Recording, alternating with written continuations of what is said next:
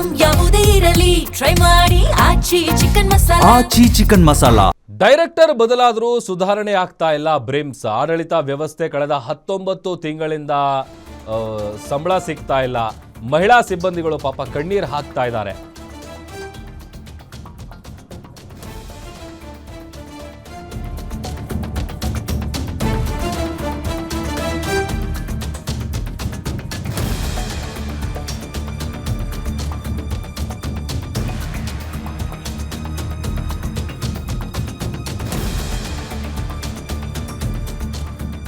BRIMS ಆಸ್ಪತ್ರೆಯ ಆಡಳಿತ ಮಂಡಳಿಯ ವಿರುದ್ಧ ಸಿಬ್ಬಂದಿಗಳು ಆರೋಪವನ್ನ ಮಾಡ್ತಾ ಇದ್ದಾರೆ. 7 ವರ್ಷಗಳಿಂದ ಲ್ಯಾಬ್ ಟೆಕ್ನಿಷಿಯನ್ ಆಗಿದ್ದ ನಿಲೋಫರ್ ಅಂತ ಕಳೆದ 19 ತಿಂಗಳಿಂದ ಸಂಬಳವನ್ನ ಕೊಡದೆ ಸತಾಯಿಸ್ತಾ ಇದ್ದಾರೆ ಅಂತ ಪಾಪ ಕಣ್ಣೀರು ಹಾಕಿದ್ದಾರೆ.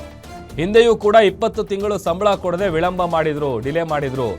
ಈಶ್ವರ್ ಖಂಡ್ರೆ ಅವರು ಹೇಳಿದ ಮೇಲೆ 1 ಗಂಟೆಯಲ್ಲೇ 9 ತಿಂಗಳ ಸಂಬಳವನ್ನ ಕೊಟ್ಟಿದ್ರು. ಆದರೆ ಆಗಿನ 11 ತಿಂಗಳ ಬಾಕಿ ಸಂಬಳ ಇನ್ನೂ ಕೂಡ ಪಾವತಿ ಆಗಿಲ್ಲ.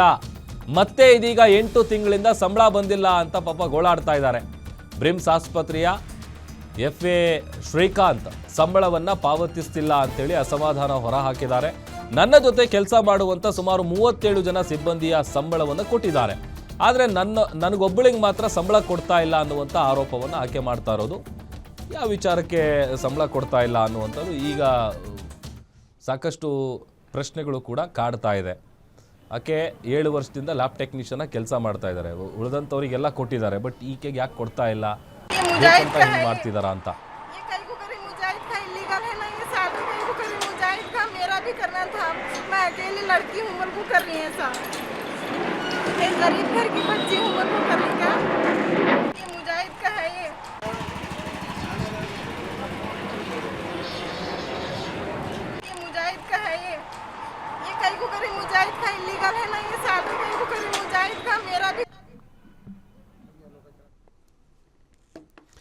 ಮತ್ತಷ್ಟು ಡೀಟೇಲ್ಸ್ ಕೊಡ್ತಾರೆ ನಮ್ಮ ಪ್ರತಿನಿಧಿ ಶಿವಯ್ಯ.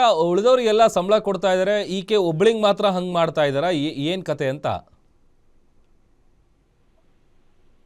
ಪ್ರಭುದೇವ್, ನಿಜವಾಗ್ಲೂ ಏನು ಬೀದರ್ನ ಜಿಲ್ಲಾಸ್ಪತ್ರೆ ಬ್ರಿಮ್ಸ್ ನಲ್ಲಿ ಒಂದಿಲ್ಲ ಒಂದು ಸುದ್ದಿಯಲ್ಲಿರುತ್ತೆ. ಇದೀಗ ಏನು ಬೀದರ್ನ ನಿರ್ದೇಶಕರು ಬದಲಾವಣೆ ಆದ್ರೂ ಕೂಡ ಅಲ್ಲಿನ ಅವ್ಯವಸ್ಥೆ ಕೂಡ ಬದಲಾಗ್ತಿಲ್ಲ ಅನ್ನೋದು ಈಗ ಏನು ಸಾರ್ವಜನಿಕರ ಆರೋಪ ಆಗಿರುವಂತದ್ದು. ಸ್ವತಃ ಅಲ್ಲಿ ಕೆಲಸ ಮಾಡ್ತಿರುವಂತಹ ಸಿಬ್ಬಂದಿಗಳೇ ಗಂಭೀರವಾಗಿ ಆರೋಪವನ್ನ ಮಾಡ್ತಾ ಇರುವಂತದ್ದು. ಪ್ರಮುಖವಾಗಿ ಅಲ್ಲಿ ಏನು ಹೊರಗುತ್ತಿಗೆ ಆಧಾರದಲ್ಲಿ ಕೆಲಸ ಮಾಡ್ತಿರುವಂತಹ ಸಿಬ್ಬಂದಿಗಳಿಗೆ ಕೆಲವರಿಗೆ ಆರ್ಡರ್ ಕಾಪಿ ಕೊಟ್ಟು ನೇಮಕಾತಿ ಮಾಡಿದ್ದಾರೆ, ಕೆಲವರಿಗೆ ಅದನ್ನ ನೀಡ್ಲಿಲ್ಲ. ಹೀಗಾಗಿ ಏನು ಯಾರಿಗೆ ಆರ್ಡರ್ ಕಾಪಿ ಕೊಟ್ಟು ನೇಮಕಾತಿ ಮಾಡಿಲ್ಲ, ಉದಾಹರಣೆಗೆ ಏನು ಲ್ಯಾಬ್ ಟೆಕ್ನಿಷಿಯನ್ ಆಗಿರ್ಬೋದು, ಮತ್ತೆ ಹೊರಗುತ್ತಿಗೆ ಆಧಾರದ ಮೇಲೆ ಬಂದಿರುವಂತಹ ಏನು ಸೆಕ್ಯೂರಿಟಿ ಆಗಿರ್ಬೋದು, ಜೊತೆಗೆ ಪೊಲೀಸ್ ಸಿಬ್ಬಂದಿಗಳಿಗೆ ಅಂತಂದ್ರೆ ಅವ್ರು ಏನು ನೇಮಕಾತಿ ಮಾಡಿದ್ದಾರೆ ಸೆಕ್ಯೂರಿಟಿ ಗಾರ್ಡ್ ಆಗಿ, ಅವರಿಗೆಲ್ಲರಿಗೂ ಕೂಡ ಪಾವತಿ ಮಾಡ್ತಾ ಇಲ್ಲ, ಪೇಮೆಂಟ್ ಪಾವತಿ ಮಾಡ್ತಾ ಇಲ್ಲ ಅಂತ ಒಂದು ಆರೋಪ ಕೇಳಿ ಬರ್ತಾ ಇದೆ. ಸ್ವತಃ ಈಗ ಏನು ಲ್ಯಾಬ್ ಟೆಕ್ನಿಷಿಯನ್ ಅವರು ಹೀಗೆ ಸಂಬಳ ನೀಡಿದ ಹಿನ್ನೆಲೆ ಅವರು ಕೆಲಸಕ್ಕೆ ಕೂಡ ಹಾಜರಾಗ್ತಾ ಇಲ್ಲ. ಜೊತೆಗೆ ಡಯಾಲಿಸಿಸ್ ಸೆಂಟರ್ ನಲ್ಲಿ ಕೂಡ ಇಬ್ಬರು ಸಿಬ್ಬಂದಿಗಳಿಗೆ ಬ್ರಿಮ್ಸ್ ನ ಡೈರೆಕ್ಟರ್ ಅವರು ಸಂಬಳ ನೀಡಿಲ್ಲ ಅನ್ನೋ ಆರೋಪ ಕೇಳಿ ಬರ್ತಾ ಇರುವಂತದ್ದು. ಪ್ರಮುಖವಾಗಿ ಏನು ಹೊರಗುತ್ತಿಗೆ ಆಧಾರದ ಮೇಲೆ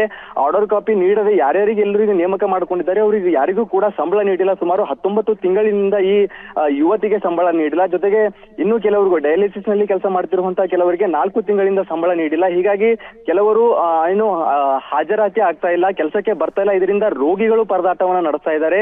ಈಗ ಏನು ಜಿಲ್ಲಾ ಉಸ್ತುವಾರಿ ಸಚಿವ ಈಶ್ವರ್ ಖಂಡ್ರೆ ಅವರು ಈ ಹಿಂದೆ ಒಂದು ಮಾಹಿತಿಯನ್ನ ನೀಡಿದ್ರು ಅಂತಂದ್ರೆ ಯಾವುದೇ ರೀತಿ ಬ್ರಿಮ್ಸ್ ನಲ್ಲಿ ಹೊರಗುತ್ತಿಗೆ ಆಧಾರ ಮೇಲೆ ಕೆಲಸ ಮಾಡ್ತಿರುವಂತಹ ಸಿಬ್ಬಂದಿಗಳಿಗೆ ಸಂಬಳ ಸಮಸ್ಯೆ ಆಗಲ್ಲ, ನಾವು ಸೂಚನೆಯನ್ನ ಕೊಡ್ತೀನಿ ಅಂತ ಹೇಳಿದ್ರು. ಆದ್ರೆ ಸಚಿವರ ಸೂಚನೆಯಂತೆ ಒಂದು 4 ತಿಂಗಳ ಸಂಬಳ ಮಾಡಿದ್ದಾರೆ. ಆದ್ರೆ ಇನ್ನು ಕೆಲವರಿಗೆ 8 ತಿಂಗಳಿಂದ, ಕೆಲವರಿಗೆ 7 ತಿಂಗಳ, ಕೆಲವರಿಗೆ 10 ತಿಂಗಳ ಸಂಬಳ ಬರಬೇಕಾಗಿದೆ.